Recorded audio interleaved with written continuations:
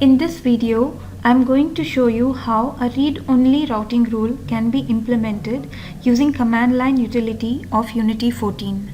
Before creating the rule, let's look at the database user mstr_user1 in the Teradata administrator window.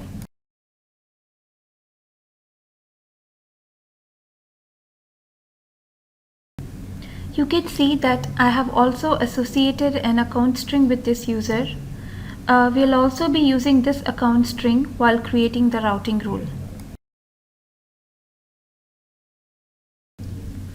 Let's log in to Unity admin tool through command line using Unity username and password. Routing update command is used to create a rule called as rule2. Here, read is configured to go to only Astro, which is one of the backend Teradata systems managed by Unity. The other one is Chili. Let's associate the user mstr_user1 and account string $d-$t-routing with rule2.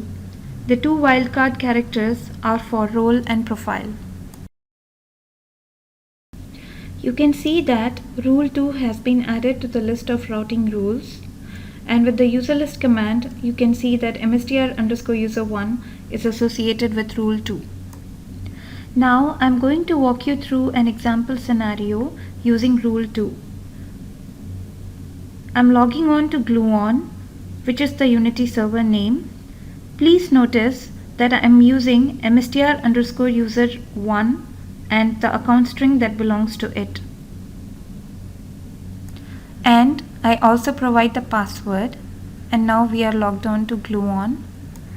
In this example, rule2 is activated because I specified the database username and its account string during logon. If I had used only the database username without the account string during logon, rule2 wouldn't have taken effect. Now I'm trying to create a table called as mstr_user1.abc, and since rule2 is activated, it doesn't allow us to create the table because create is a write operation, but rule2 restricts the session to a read-only operation. Now I'm signing on to the Viewpoint Portal to see if rule2 is reflected in the Sessions tab of Unity configuration. You can see in this user interface that rule2 is a read-only routing rule which is designed to go against only Astro for a read operation. No write operations are allowed. I click on the user mappings radio button and you can see that mstr_user1 is associated with rule2.